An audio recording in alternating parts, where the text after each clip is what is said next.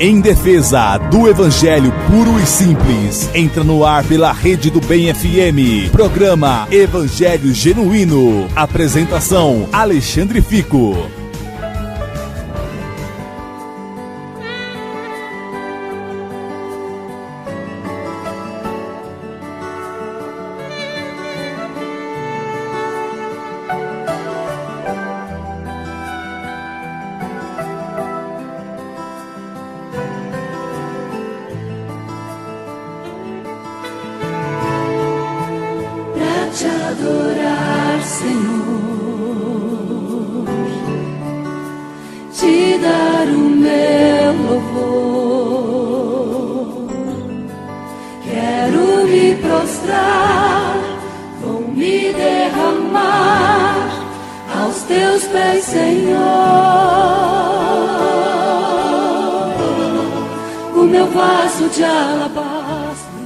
Uma boa tarde na graça e na paz de nosso Senhor e Salvador Jesus Cristo. Eu sou Alexandre Fico e mais uma tarde para glorificar o nome de Cristo. Pela sua infinita misericórdia e bondade, estamos mais uma vez para efetuar o programa Evangelho Genuíno. Que o Senhor seja honrado, que o Senhor seja glorificado na minha e na sua vida. Que nós possamos juntos, exaltar o nome do Senhor, do nosso Salvador Jesus Cristo.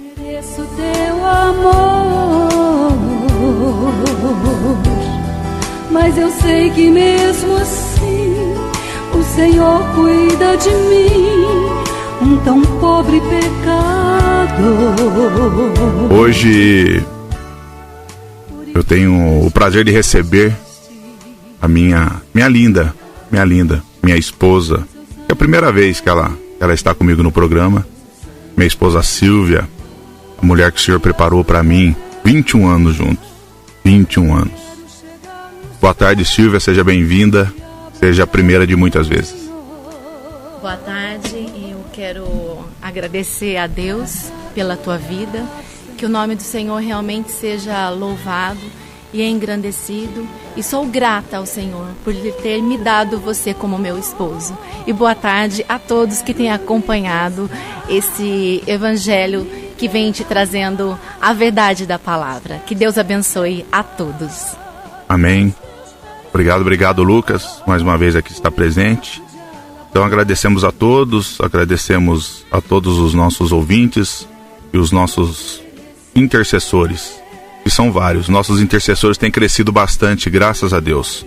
Homens e mulheres têm orado por esse programa, têm orado pela minha vida, a vida da minha família. Eu sou muito grato por isso. Hoje eu quero falar sobre o Evangelho dos Evangelhos, não o Evangelho dos Evangélicos. Eu sei que essa frase nem é minha, se eu não me engano, acho que foi o Renato Vargens que falou, mas realmente eu estou cansado do Evangelho dos Evangélicos. Eu estou cansado, meu irmão, de escutar as mesmas barbaridades de sempre. Agora tem um apóstolo que diz que Jesus não é sempre eterno. Não é sempre eterno. O que é sempre eterno? Uma pessoa que sempre existiu. Jesus é eterno porque ele foi criado pelo Pai. Isso é o que essas igrejas, esses apóstolos falam. E o outro apóstolo manda uma pessoa para o inferno e depois dá ordem para Jesus ir buscar a pessoa no inferno. Eu não sei de onde esses caras tiram essas barbaridades, mas é cansativo.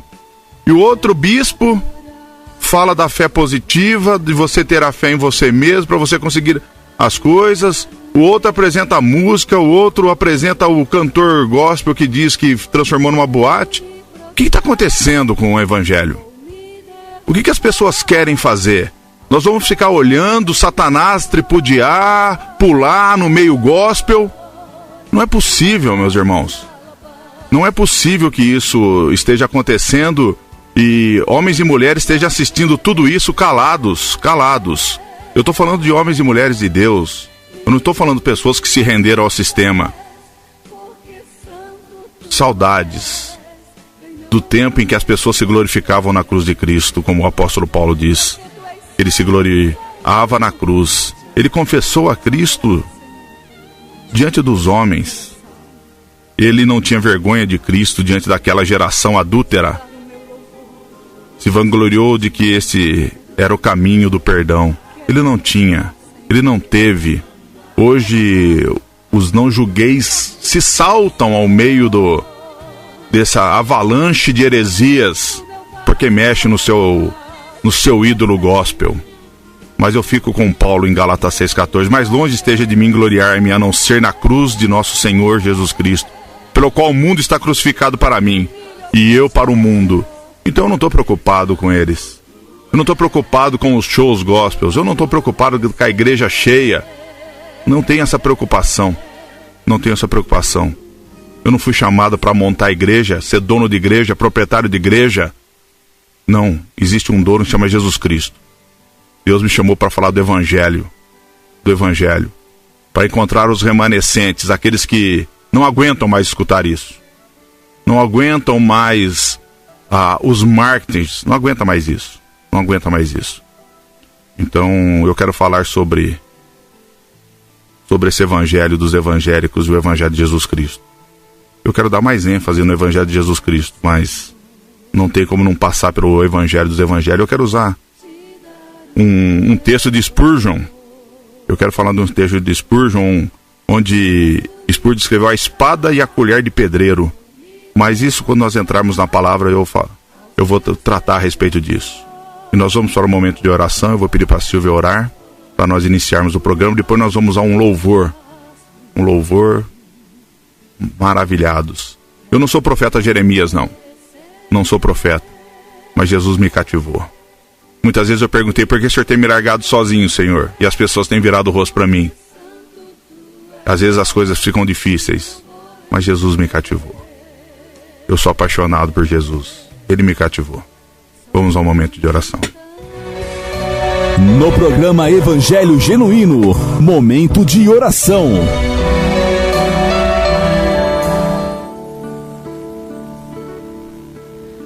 Pai, é em nome de Jesus que eu quero te pedir, Senhor. Venha nesta tarde, estabeleça a sua verdade sobre nós. Revela a palavra que o Senhor quer que o seu reino seja estabelecido, Pai. Tenha misericórdia de nós e olhe para cada um, Senhor. Para cada um que tem te buscado, que tem dobrado os teus joelhos e se prostrado diante de ti, Senhor. Venha ao nosso encontro, revela a tua verdade do teu reino que o Senhor quer que nós façamos, Pai. É no teu nome que nós oramos e agradecemos. Seja louvado, seja engrandecido, Senhor, porque somente teu é o teu reino, e toda a glória e todo o louvor seja dado a ti, em nome de Jesus. Amém. Glórias a Deus.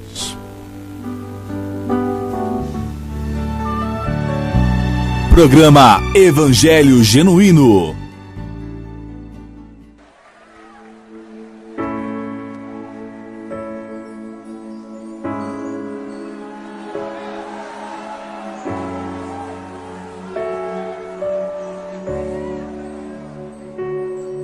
Tu reinas no trono dos céus, a criação se prostra aos teus pés. Tu reinas vestido de glória, os anjos te adoram aos teus pés.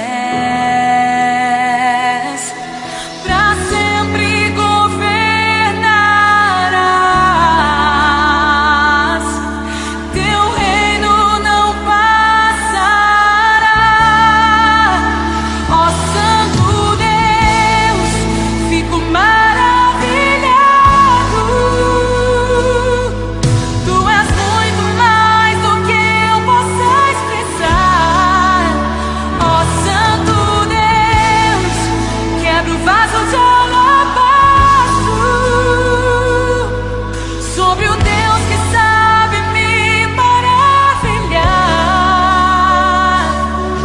Tu és totalmente amável, tesouro desejável que eu procuro. Tu és um fogo apaixonado, eu sou do meu amado, e tu és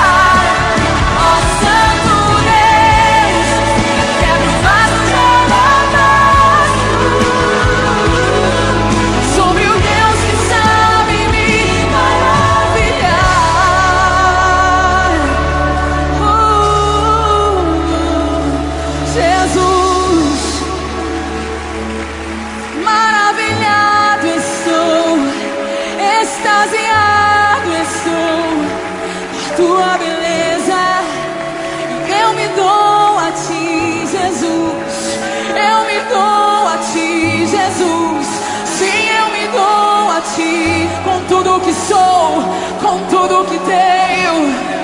Sim, eu me dou a ti, Jesus. Eu me dou a ti, Jesus. Eu me dou a ti, Jesus. Sim, eu me dou a ti. Eu me dou a ti. Sim, eu me dou a ti, Jesus. Jesus. Sim, eu me dou a ti. Eu me dou a ti. Eu me dou a ti, Jesus. Jesus. Eu me dou a ti. Eu me dou a ti. Eu me dou a ti. Oh,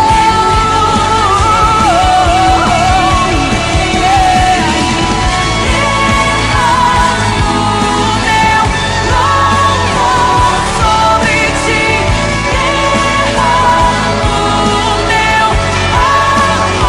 sobre ti,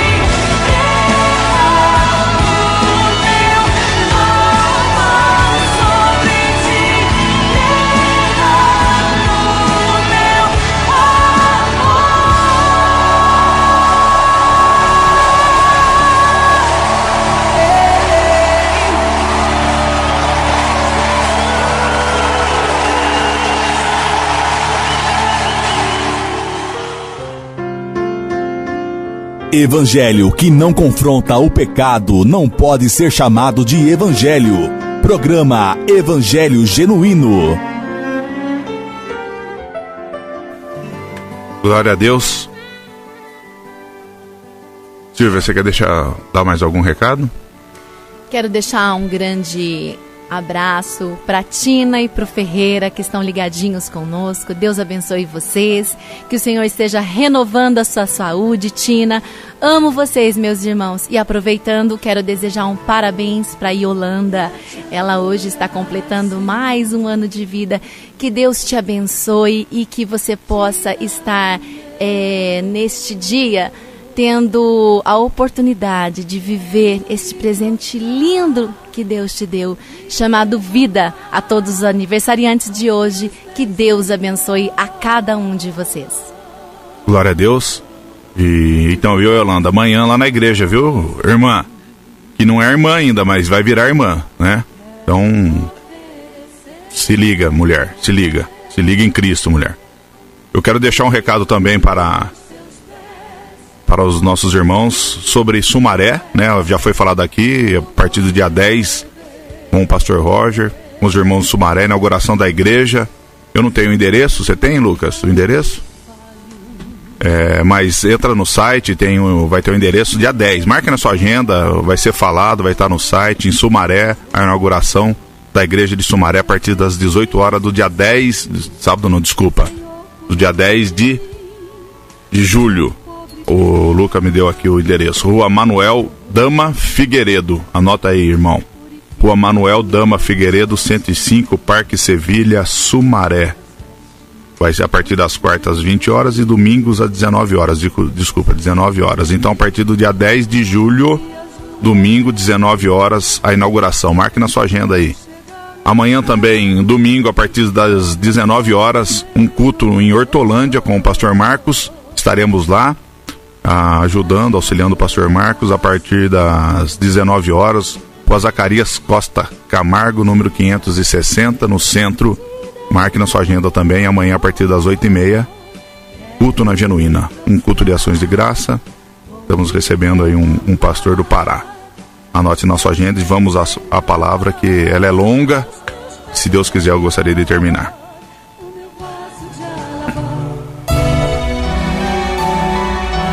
No programa Evangelho Genuíno, momento da palavra. Se eu pudesse dar um título, que eu não gosto de ficar dando título em palavra, mas para você que fala do Evangelho, eu daria um recado: prega o Evangelho dos Evangelhos e não o Evangelho dos evangélicos, né? Spurgeon, as pessoas que não gostam da história da igreja, de olhar para trás, acham que isso é saudosismo, né?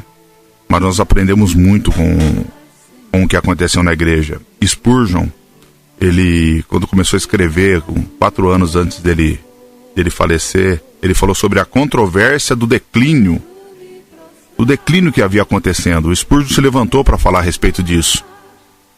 E esse é um alerta urgente para a igreja do século XXI. É um alerta urgente. Porque lá, quando o Spurgeon avisou, as pessoas não escutaram o que o Spurgeon estava falando, e hoje você vê a Europa uma apóstata. Praticamente o evangelho é inexistente naquele lugar. Inexistente. Quer dizer, a teologia da prosperidade que chegou lá se acabou, né? Então, o que as pessoas... As pessoas estão vivendo bem, elas não precisam de Deus, né? O evangelho é para quem precisa, é para pecadores. Então lá se acabou a respeito disso, não escutaram. E parece que quando o Spurgeon escreveu tudo aquilo, ele estava falando para hoje, aqui no Brasil.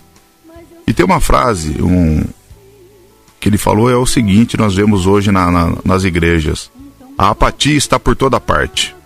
Ninguém se preocupa em verificar se o que está sendo pregado é verdadeiro ou falso. Um sermão é um sermão, dizem. Não importa o assunto. Só que quanto mais curto, melhor. Só que quanto mais curto, melhor, é o que está acontecendo na nossa igreja. Palavras de 10, 15, 20 minutos. As pessoas não suportam uma palavra que passe de 1 hora. Não suportam. Elas ficam inquietas, elas dormem. Então, quanto menos, melhor. Quanto menos palavra, melhor se torna. Então, ao final dessa era puritana, por meio ou por outro, primeiramente os ministros, depois as igrejas entraram no declínio. Em alguns casos a descida foi rápida, em outros desastrosa. A proporção que os ministros abandonavam a antiga piedade da vida puritana e a antiga fé nas doutrinas da graça e a soberania de Deus tornavam-se menos fervorosos e menos simples em sua pregação, mais especulativos e menos espirituais. Seus discursos se tinham mais nos ensinos morais do Novo Testamento do que em outras verdades centrais da revelação. O que acontece, meu irmão? O fervor acabou. Se criou fogo estranho, se criou músicas gospels que podem ditar o ritmo do culto, e as pessoas acham que aquilo é um avivamento, aquilo é a presença de Deus. Aquilo é a presença de Deus. E a teologia natural com frequência tomou o lugar das grandes verdades que o evangelho deveria ter ocupado.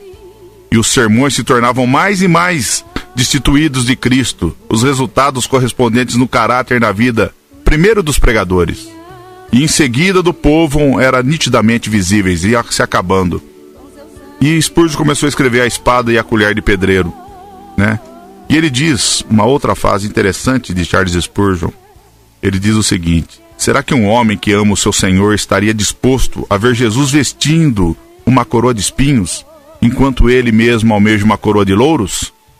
Haveria Jesus de ascender ao trono por meio da cruz, enquanto nós esperamos ser conduzidos para lá nos ombros das multidões, em meio a aplausos? Não seja tão fútil em sua imaginação. Avalie o preço, e se você não estiver disposto a carregar a cruz de Cristo, volte à sua fazenda ou ao seu negócio e tire deles o máximo que puder, mas permita-me sussurrar em seus ouvidos que aproveita ao homem ganhar o mundo inteiro e perder a sua alma. E Charles Spurgeon fez isso. E em março de 1887, Charles Spurgeon publicou o primeiro de 2 artigos intitulado O Declínio, em sua revista mensal A Espada e a Colher de Pedreiro. É muito interessante alguns textos lá. Os artigos foram publicados sob o anonimato, com o autor era Robert Schindler, um amigo íntimo de Spurgeon. E como este pastor batista, Schindler escreveu os artigos com a ajuda de Spurgeon, que redigiu uma nota de rodapé para o primeiro artigo, endossando com as seguintes palavras: solicitamos cuidadosa atenção à leitura deste artigo. Estamos indo ladeira abaixo, a velocidade de quebrar o pescoço. Eu não sou Schindler e nem Spurgeon, mas eu falo para você, estamos indo de ladeira abaixo, a velocidade de quebrar o pescoço. Descrevendo a situação da igreja desde os puritanos até a sua própria época, Schindler constatou que todo avivamento da verdadeira fé evangélica fora seguido, dentro de uma geração ou duas, por um afastamento da sã doutrina, conduzindo, por fim, à apostasia. Ele comparou esse afastamento da verdade como uma ladeira em declive e por isso chamou de o declínio. Os presbiterianos foram os primeiros a chegar ao início da ladeira. Schindler escreveu: tomaram o caminho da sabedoria humana, deram mais ouvido aos conhecimentos clássicos e outros campos do saber. Foi, portanto, um passo fácil na direção errada. Prestar atenção redobrada aos conhecimentos acadêmicos dos seus ministros e pouca atenção a qualificações espirituais. Colocaram mais valor na escolaridade e na oratória do que no zelo evangélico e na capacidade de manejar bem a palavra da verdade. E Schindler ainda afirmou: como é comum as pessoas em declínio. Alguns chegam além do que tensionavam, demonstrando que é mais fácil entrar no erro do que sair dele, e que não havendo freios, torna-se difícil parar. Aqueles que abandonaram a antiga fé podem nem ter sonhado em negar a perfeita divindade do Filho de Deus, ou em renunciar à fé em sua morte expiatória, em sua justiça justificadora, nem sonhando em rejeitar a doutrina da depravação humana, da necessidade da renovação divina e da obra graciosa do Espírito Santo. Tendo sonhado ou não, esse resultado tornou-se realidade. Tornou-se realidade e tem se tornado em nossas vidas hoje. Dentro de poucas décadas, o fervor puritano que tanto captara a alma da Inglaterra deu lugar a um ensino vazio, negligente e apóstata. É o nosso. É o nosso que achamos que a ação do Espírito Santo é pular e gritar e rodar. É isso que as pessoas acham que é a ação do Espírito Santo. A igreja se tornaram descuidadas em estender os privilégios de membresia a pessoas não regeneradas. Pessoas que eram, nas palavras de Schindler, estranhas à obra da graça regeneradora. Alegavam ser cristãos e foram admitidos à membresia, até mesmo à liderança nas igrejas. É o que nós vemos hoje. Cargos comprados. Não há espiritualidade nenhuma. Não há nenhum dom, nenhuma vocação para aquilo que ele está fazendo. Ele simplesmente acha importante. Ele é tão egocêntrico que a posição na igreja é importante para que ele apareça. Já que ele tem uma posição na vida social, como ele não vai ter uma posição dentro da igreja? Mas em termos de teologia, é muito comum descobrirmos que o verdadeiro não é novo e que o novo não é verdadeiro. Como é que tantas igrejas que acreditavam na Bíblia se desviaram? É por isso que se repete constantemente na história da igreja. Schindler considerou essas questões. No caso de um desvio, existe sempre um primeiro passo errado. Se conseguirmos descobrir este primeiro passo, talvez possamos evitá-lo, assim como seus resultados. Onde, portanto, está o ponto de divergência da autoestrada da verdade do rei? Onde está? Qual é o primeiro passo em direção ao erro? Seria duvidar dessa doutrina, ou o questionar aquele sentimento, ou ser cético quanto àquele artigo de fé. Pensamos que não. Essas dúvidas, o ceticismo, o que é? O afastamento da fé de algo que surgiu. O primeiro passo em direção ao erro é a falta de uma fé adequada na inspiração da divina das Escrituras. Enquanto um homem se curva à autoridade da palavra de Deus, certamente não entreterá pensamentos contrários aos ensinos da Escritura. Ele considera verdadeira todas as coisas do livro santo, da Bíblia, e portanto odeia todo o caminho falso. Mas no momento em que alguém questiona ou alimenta pontos de vistas inferiores quanto à inspiração e autoridade da Bíblia, ficará sem um mapa para guiá-lo e sem uma âncora para afirmá-lo em terra firme. Hoje, somos um povo que não lê a Bíblia. Não interpretamos a Bíblia. Não oramos para ler a Bíblia. Não pedimos para que o Espírito Santo nos mostre na Escritura a verdade da Bíblia. Então, somos um povo que somos doutrinados por música gospel, doutrinados por falsos pastores, apóstolos, bispos, ao ponto do cidadão falar que Jesus não é sempre eterno, ao ponto de outro dar ordem para que Cristo busque outra pessoa no inferno que nem inaugurou. Quem inaugurou o inferno foi ele. Então, esses absurdos. E você vai falar mal? Ah, paz, o cara fica bravo. As pessoas defendem, pulam pelos seus ídolos gospels. Spurgeon escreveu: nossa solene convicção é que as coisas em muitas igrejas estão piores do que parecem, e a tendência é de uma descida ainda mais acentuada. Em lugar da pregação do Evangelho, essa nova e melhorada, entre aspas, variação de cristianismo não passava de divertimentos alternativos. Será que está diferente da nossa época? Spurgeon ainda alertou que muitos estavam transformando a igreja em casas de diversão, permitindo que os valores e técnicas do teatro invadissem o santuário do Senhor. Mas o que está diferente? Hoje as pessoas pintam a igreja de preto com luzes para parecer uma boate. As pessoas convidam stand-up gospel para ficar dando risada. Eu não sei qual que é a graça de pessoas estar indo para o inferno. Qual que é a graça de pessoas ofenderem a Deus com seus pecados? Qual que é a graça disso? Eu não consigo entender. E as pessoas pagam para ver isso. Pagam. Eles pagam por isso. Quem deveria ser culpado primordialmente por esse declínio? Spurgeon acreditava que primeiro seriam os pregadores, os ensinadores, os seminários que se apostataram. E hoje os seminários nossos são apostatados totalmente. O caso é triste. Alguns ministros estão se tornando infiéis. Ateus declarados não constituem um décimo do perigo representado por tais pregadores que semeiam dúvidas e injuriam a fé. A Alemanha, na época, se tornou-se incrédula por causa dos seus pregadores. E a Inglaterra está seguindo os mesmos passos. Disse Spurgeon na época. Hoje a Inglaterra já foi. Ela já é apóstata. Alexandre, ouso a dizer, o Brasil está em passos largos para que isso aconteça. Uma ladeira em declive abaixo, sem freio. Spurgeon não fez qualquer esforço para encobrir seu desprezo pelos modernistas. Esses destruidores de nossas igrejas aparentam estar tão contentes com seu trabalho quanto macacos com suas travessuras. Aqueles que se ofendessem por tal fraqueza, Spurgeon escreveu, um pouco de conversa sincera faria um bem enorme ao nosso mundo nestes dias. Esses cavalheiros não querem ser molestados, não desejam que se levantem vozes contra eles. É claro que os ladrões detestam cães de guarda e adoram a escuridão. Adoram. Já é a hora de alguém tocar sirene e chamar a atenção para a forma em que Deus está sendo roubado de sua glória e os homens de sua esperança. Deus é roubado da sua glória e os homens dele é tirado a esperança. No final do artigo, Spurgeon disparou a seguinte crítica, que pela primeira vez suscitou a questão de que se tornaria o foco da controvérsia. Além de onde podem fraternizar aqueles que permanecem na fé, que uma vez por todas foi entregue aos santos com os que voltaram a outro evangelho?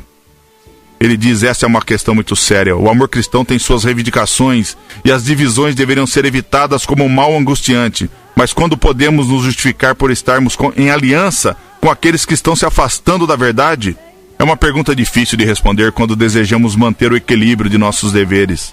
No presente, entretanto, cabe aos crentes serem cuidadosos a fim de não darem apoio à aprovação aos traidores do Senhor. Uma coisa é passar por cima de todas as fronteiras de restrições denominacionais, por amor à verdade. E isto esperamos que homens piedosos façam cada vez mais.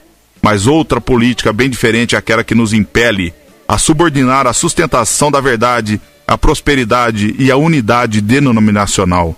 Muitas pessoas tolerantes fecham os olhos para o erro, se este for cometido por alguém inteligente ou por um irmão bem intencionado, possuidor de várias qualidades, que cada crente julgue por si mesmo, mas quanto a nós, acabamos de colocar algumas trancas novas em nossas portas e demos ordens específicas para que seja colocada a corrente de segurança, pois sob a alegação de solicitar a amizade de servo, estão aqueles que almejam roubar o mestre.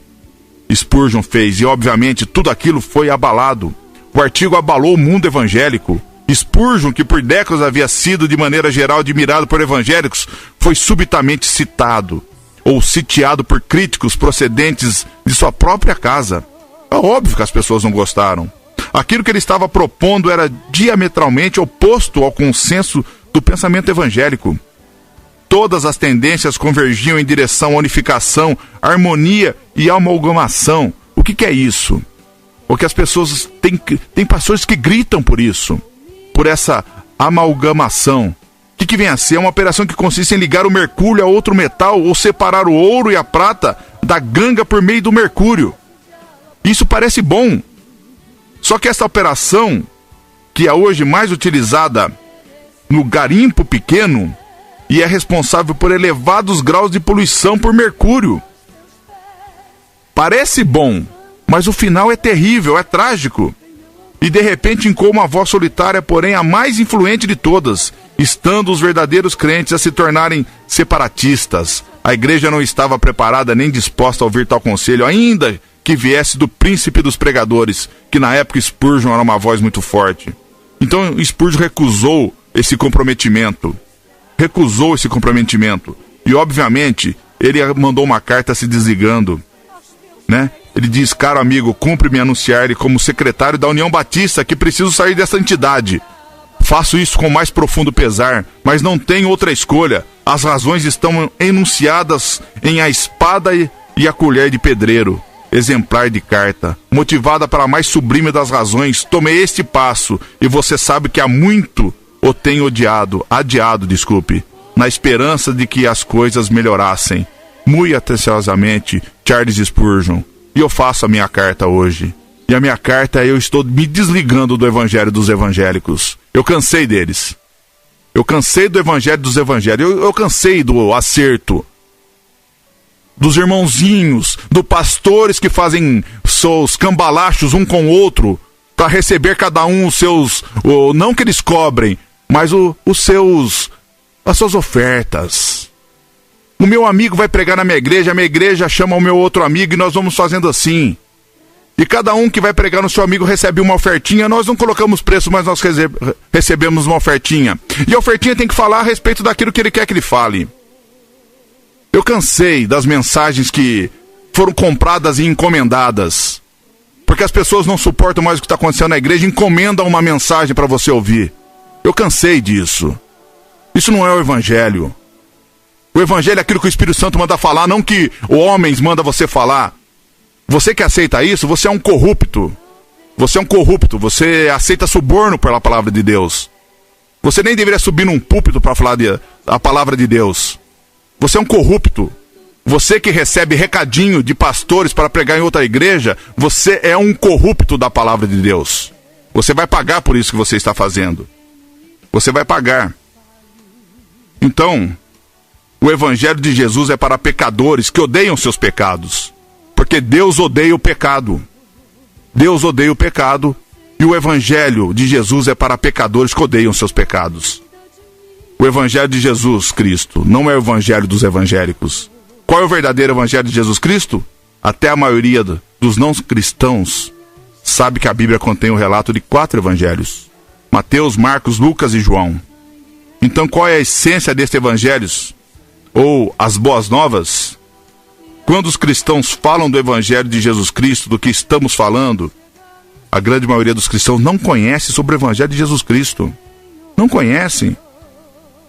Eu recebi algumas mensagens, eu recebo algumas mensagens de uma delas, de uma pessoa que ela frequentava uma igreja, e ela diz, né, que o pastor, o inaugurador, o dono da igreja, disse que precisava pagar os pastores, e quem tivesse prestação do carro, da casa, era para deixar tudo para a igreja, pois Deus daria em dobro. E ela disse que nunca mais voltou.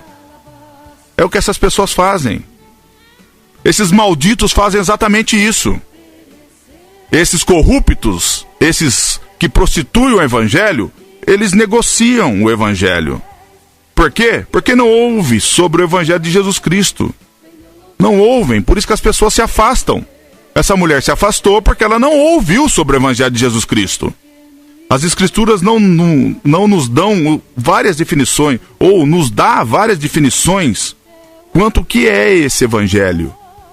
E nós devemos usar essas definições bíblicas para determinar se o verdadeiro evangelho de Cristo está vivo na sua igreja, ou está vivo naquela igreja que nós frequentamos. É sobre isso que eu quero falar. É pena que o tempo voa e eu terei muitas coisas para falar. Primeiro, Jesus diz que a sua igreja é uma igreja de autonegação e de cruz. Mateus 16, 24, o Senhor disse a Pedro: se alguém quer vir após mim, a si mesmo se negue, tome a sua cruz e siga-me. Isso ele fala em Marcos 8, ele fala em Lucas 9, 8, 34, Lucas 9, 23. Ele fala a mesma coisa, tal importância que é isso. É claro que pertencer à igreja de Jesus significa mais do que meramente crer nele. Muitos cristãos nos dias de hoje simplesmente apoiam Jesus. Sua atitude é de uma eleição, como se o evangelho fosse uma democracia.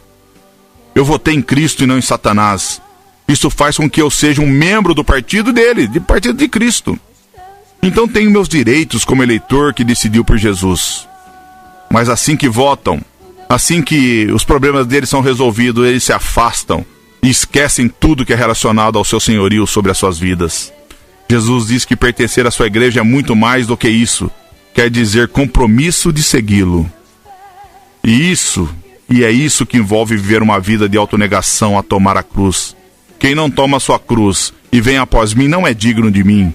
Mateus 10:38. O nosso Senhor deixa claro: se você está na minha igreja, então fique preparado para sofrer e ser perseguido por sua fé em mim. Fique preparado para negar a fama, a aceitação e a procura dos prazeres do mundo. As pessoas vão te pregar numa cruz de ridicularização, numa cruz de concedência ou de condescendência, numa cruz de alienação. E vão fazer isso porque você tem fome e sede de mim, disse Jesus. Se você pertencer à minha igreja, uma cruz certamente se seguirá. E como diz, e eu uso a frase de Paul Washer, Jesus te promete duas coisas: uma cruz para nela morrer e a vida eterna. Uma cruz para nela morrer e a vida eterna. Duas coisas que Jesus prometeu para nós. Mas essa promessa não é boa. Essa promessa não é a promessa que esses falsos pastores, mestres, pregadores fazem. O fato é o seguinte: a igreja de Cristo nunca foi aprovada ou aceita pelo mundo e nunca será. E nunca será. Se você viver para Jesus, não terá de se separar da companhia dos outros. Eles o farão por você. Pode ficar tranquilo. Tudo que terá de fazer é viver para Ele. E de repente você se verá acusado, rejeitado, chamado de indigno. Portas de serviços serão fechadas para você. Serão fechadas. Contratos serão cancelados. Verá os homens vos odiarem e vos expulsarem da sua companhia. Vos injuriarem e rejeitarem o vosso nome como indigno por causa do Filho do Homem. Jesus falou isso em Lucas 6:22.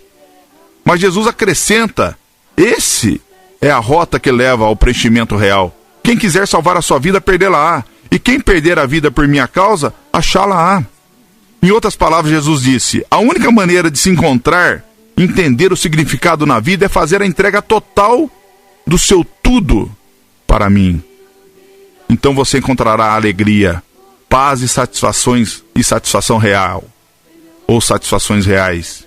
Cristo nos diz: a minha igreja não tem mácula ou ruga. Assim, ao vir a mim, você precisa querer deixar todos os seus pecados. Você precisa submeter tudo a mim, morrer integralmente para o ego, a toda ambição ímpia que você tem. Pela fé, você será sepultado comigo. Mas disse Jesus: o levantarei para uma nova vida. Pense no que significa não ter mácula ou ruga. Sabemos que uma mácula é uma mancha. Mas e a ruga? O que é a ruga? Você já ouviu a expressão uma ruga nova? Nunca. Nunca. Significa acrescentar uma ideia nova a um conceito pré-existente. Significa acrescentar uma ideia nova a um conceito pré-existente. Essa é uma nova ruga. A ruga, dentro desse sentido, se aplica aos que tentam colocar um melhoramento no Evangelho. Sugere que um modo fácil de se alcançar o céu, sem total redenção a Cristo. Eu sei, meu irmão, que alguns evangelistas dizem: levante a sua mão e entregue o seu coração a Jesus. Alguns pregadores dizem: venha à frente e faça essa oração, como se o ato de obedecer à voz do pregador lhe trouxesse a segurança da salvação que só o Espírito Santo pode fazer. Dizem que isso te custará apenas alguns minutos, e eles estão mentindo para você. Isto é o que vai te custar. Vai custar a sua vida. Toda a sua vida. Toda a sua vida. Ou ele é tudo, ou ele não é nada. Esse é o tipo de evangelho que está sendo pregado em várias igrejas atualmente. Os sermões têm o objetivo de apenas atender às necessidades das pessoas. Mas ao ler as palavras de Jesus, vejo que esse tipo de pregação não funciona. Não atende à obra genuína do evangelho. Não entenda mal, meu irmão. Não sou contra pregar consolação e força ao povo de Deus. Não, meu irmão. Não sou contra apelos. Eu acredito no apelo, no chamado de Cristo através do seu Santo Espírito. Eu acredito que nós podemos apelar para que o Espírito Santo convença homens e mulheres. Eu acho que como pastor da igreja, do Senhor, os ministros do Evangelho têm chamado a fazer exatamente isso. É o que eu acho.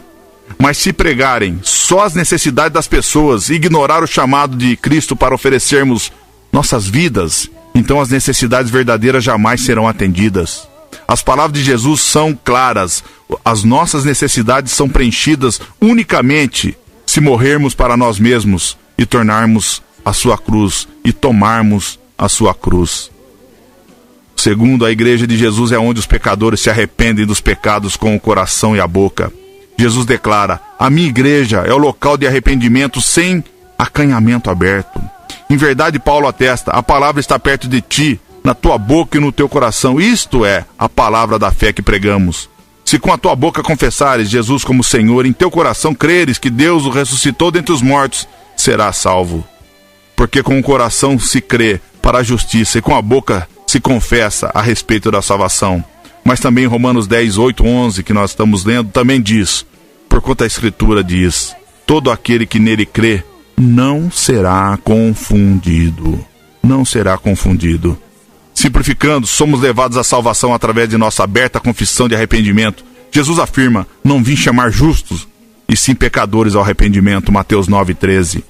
Então aqueles que vêm a Cristo não são confundidos. Então se a pessoa está confusa ou não tem entendimento, elas não vieram a Cristo. E diz o arrependimento: é o modo pelo qual somos curados e restaurados. Os sãos não precisam de médicos, e sim os doentes. Não vim chamar os justos e sim pecadores ao arrependimento. Lucas 5, 31, 32. Amado, essas são as boas novas. Jesus está nos dizendo na minha igreja, todos são curados através do arrependimento. Não importa quem são. Não importam quem são os alquebrados fisicamente, quer dizer, os enfraquecidos, os fracos, os abatidos, os prostrados, os emocionalmente enfermos, doentes espirituais, todos têm de vir a mim do mesmo modo. E todos acham cura através do arrependimento. Eu lhe pergunto, quantas pregações, quantas palavras ainda abrem os altares, entre aspas, para que os feridos no coração venham e se arrependam? Quantos pastores pararam de fazer apelos para essa obra espiritual de tão suma importância? Quantos? Quando eu falo em apelo, não somente ir à frente e fazer um ato de confissão de fé, mas um apelo demonstrando como pecadores precisam de um Salvador. E quantos cristãos perderam todo o senso quanto à necessidade de confessar os pecados? Então, meus irmãos, qual é a mensagem central do Evangelho de Cristo? Ela torna simples por todo Mateus, por todo Marcos, Lucas e João. Nestes 4 evangelhos, nos diz: aqui está o que prego em minha igreja, esta é a minha mensagem a todos os pecadores, disse Jesus nos 4 evangelhos. Primeiro de tudo, foi Jesus pregando o Evangelho de Deus, dizendo: o tempo está cumprido e o reino de Deus está próximo. Arrependei-vos e crede no Evangelho. Marcos 1, 14 e 15. Ele, Jesus, pregou arrependimento. Para alguns cristãos, isso pode soar estranho. Eles podem responder: tudo bem, mas será que Jesus pregou arrependimento com intensidade? Lucas responde isso em seu Evangelho. Jesus diz aos seus ouvintes: se não vos arrependerdes, todos igualmente perecereis. Bem-vindo à igreja da consternação, que é a ação de se comover ou de se perturbar piedosamente para servir o Evangelho. Você pode achar que o Evangelho do arrependimento proclamado por Cristo soa depressivo, mas Paulo vê de outro jeito. O coração arrependido traz vida real. A tristeza, segundo Deus, produz arrependimento para a salvação, que ninguém traz pesar. Ninguém traz pesar, segundo a carta de Paulo aos Coríntios 7, 10. Em Atos 2, 22 e 23, o arrependimento estava também no coração do primeiríssimo sermão após a ressurreição de Cristo. Pedro diz a multidões reunidas no Pentecoste: Jesus o Nazareno, vos matastes, crucificando-os por mãos de iníquos. Quando o povo ouviu isso, caiu sob o poderoso convencimento da parte de Deus. A palavra pregada fulminou os corações, pois o Espírito Santo havia vindo em todo o seu poder. E segundo Jesus, essa é a específica obra do Espírito. Ele diz que o Espírito Santo convencerá o mundo do pecado, da justiça e do juízo. A multidão foi tocada de tal modo que não conseguiam se mexer. De repente, diante deles estavam os pontos cruciais da vida e da morte. Então gritam para Pedro, perguntando: o que deveriam fazer? E ele responde: arrependei-vos, e cada um de vós seja batizado em nome de Jesus Cristo, para a ressurreição dos vossos pecados. Salvai-vos dessa geração perversa. Esta passagem ilustra o arrependimento no centro da mensagem de Jesus. Se não existir o convencimento da mensagem, se não há verdade quanto ao pecado e à culpa, se não existe fustigação do coração, então o Espírito Santo simplesmente está ausente dessas pregações, meu irmão. Está ausente. Ezequiel diz o seguinte sobre esses pastores: com falsidade entristeceste o coração do justo, não havendo eu entristecido, e fortaleceste as mãos do perverso para que não se desviasse do seu mau caminho e vivesse.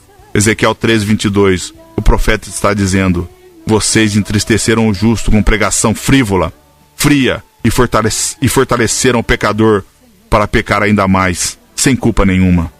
Vocês lhe deram mentira sobre a vida eterna.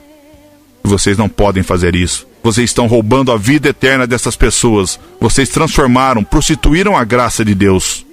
Paulo diz que o dia do juízo logo virá. E por essa razão devemos pregar o Evangelho com ainda mais convicção, com o aproximar desse grande dia.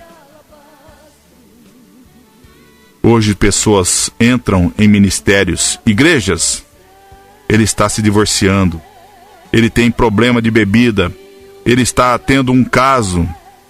Então você leva essa pessoa na igreja, com a esperança de que ela possa ouvir uma palavra sobre a situação pecadora que ela se encontra e a necessidade de elas conhecer o Senhor.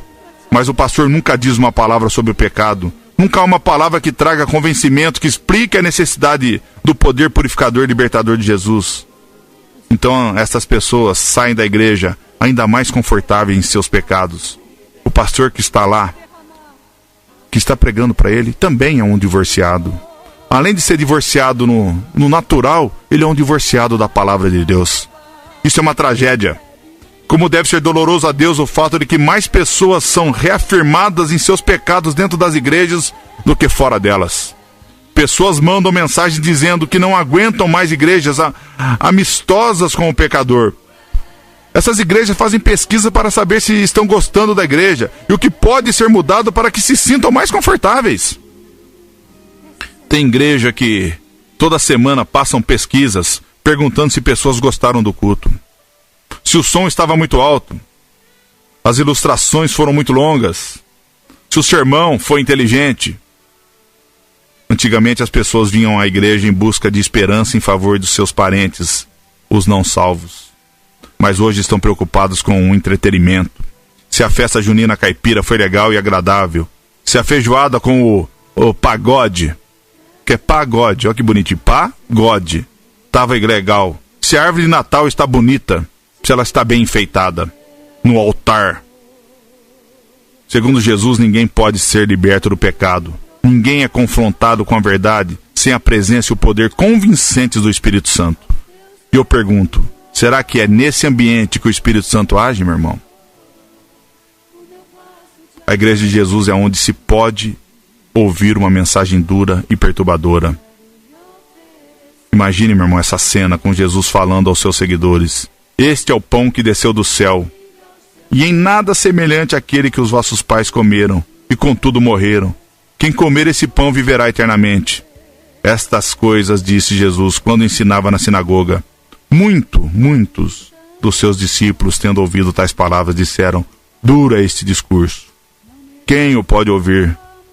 Mas Jesus, sabendo por si mesmo que eles murmuravam a respeito das suas palavras, interpelou-os: isso vos escandaliza?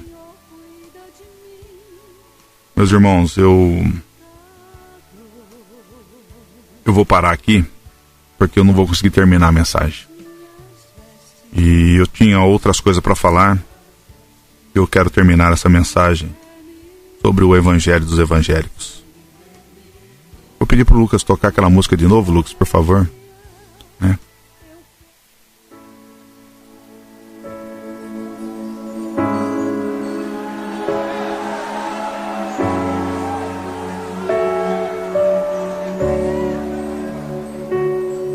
Tu reinas no trono dos céus, a criação se prostra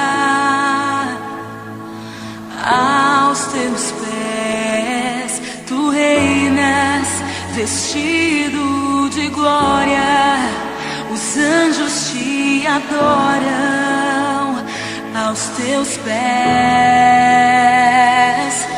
Pra sempre governarás, teu reino não passará. Ó Santo Deus, fico maravilhado. Com esse louvor, meus irmãos, eu quero encerrar. Mas eu gostaria de deixar uma passagem de Isaías 45, 22. Onde o profeta diz o seguinte: olhai para mim e sede salvos, vós todos os limites da terra, porque eu sou Deus e não há outro. Isaías, um profeta messiânico. Essa foi uma frase profunda que marca pessoas. É uma frase assim que marcou a minha vida, marcou a vida de outros homens piedosos, porque o profeta está falando de um Salvador, que nós sabemos que é Jesus Cristo. E ele fala assim: olhai para mim e sede salvos. Olhai para mim e sede salvos. Eu dou uma ênfase nessa primeira parte do texto de Isaías 45, 22. Ele fala: olhai para mim e sede salvos. Olhai para mim e seres salvos, vós todos os termos da terra, todos que olham para Cristo. E hoje, Jesus está fazendo um apelo. Nós estamos fazendo um apelo, eu estou fazendo um apelo. O meu apelo é que você olhe para Jesus Cristo, com fé e arrependimento. Tenha Cristo como seu Salvador e substituto. Deixe Ele ser o Senhor de sua vida e seja salvo por Ele, meu irmão. Seja salvo por Ele. Olhe para Cristo. Ao meio dessa nuvem, essa enxurrada de heresias, de pessoas escarnecendo o nome de Jesus Cristo, do nosso Salvador, eu convido você a olhar para Ele. Olhar para Ele. Não deixe, meu irmão. Não deixe, você que está afastado, você que está desencorajado com as igrejas, com pastores, com apóstolos, com bispos. Eu te convido, eu faço um apelo para você nessa tarde. Olha para Cristo. Cristo faz um apelo para você nessa tarde. Olhai para mim e seres salvos. Olha para Cristo, meu irmão. Vamos deixar de olhar para esses corruptos, para esses mercenários. E você que nunca escutou sobre o Evangelho, o que você escuta nessas rádios, na televisão, isso não é Evangelho. Não é Evangelho. O que esses apóstolos falam não é Evangelho. Não é Evangelho. O que esses pastores da televisão falam não é Evangelho, não tem nada a ver com o Evangelho. Essas pessoas não chamam você a olhar para Cristo, elas chamam você para olhar para elas, para a igreja delas. Vejam os apelos delas. Elas chamam você e falam: bem, Deus está aqui nesse altar. E eles têm que chamar testemunhas, eles têm que chamar pessoas para confirmar daquilo que eles estão fazendo, porque o Espírito Santo não testifica naquele lugar. O Espírito Santo tem que testificar no seu coração. Por isso Jesus nessa tarde fala assim: olha para mim. Você olha para mim. Para de olhar para essas pessoas, para esses falsos apóstolos que eu falei que viria. Olha para mim. Olha para o que o profeta Isaías diz: olhai para mim e sereis salvos. E sereis salvos. Jesus convida, faz o apelo para você hoje. Olha para mim. Olha para mim. Eu me dou a ti. Sim, eu me dou a ti. Jesus, sim, eu me dou a ti. Eu me dou a ti. Eu me dou a ti. Jesus, eu me dou a ti.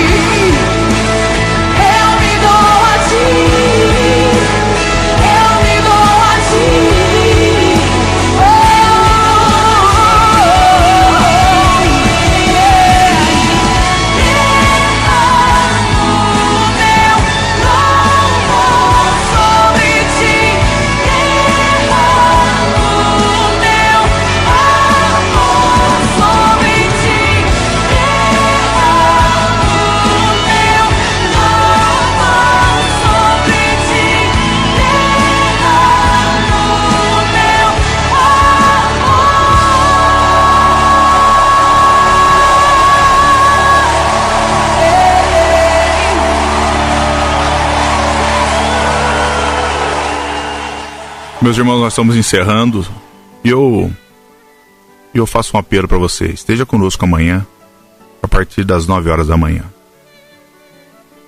Esteja conosco para escutar a palavra do Senhor. Não deixe para amanhã, vem se reconciliar com Deus. Vem se reconciliar com Deus. Eu estou fazendo agora um apelo àqueles que estão desviados do caminho do Senhor. O tempo está acabando. Você que está magoado, ferido, com igrejas que não pregam sobre o Evangelho, que falam de dinheiro, que falam para você que se você der dinheiro, Deus vai te recompensar. É para você que eu estou falando. Esteja conosco. Esteja conosco. Amanhã nós temos um culto de missão, uma cruzada. Esteja conosco. Esteja conosco. É o momento de você se reconciliar com Deus.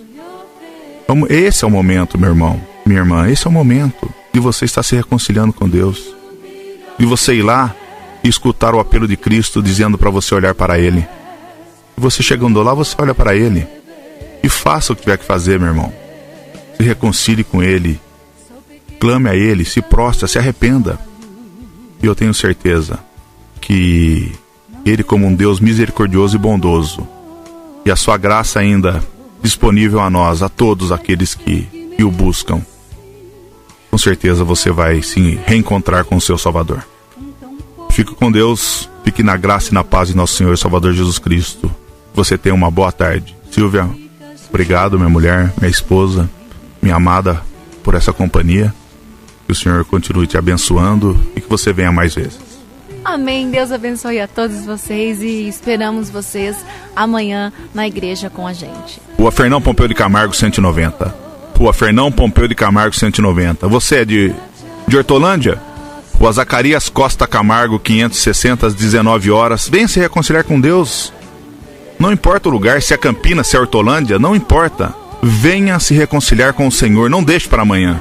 Ou quer dizer, deixe para amanhã, mas se reconcilie hoje e volte e venha amanhã também.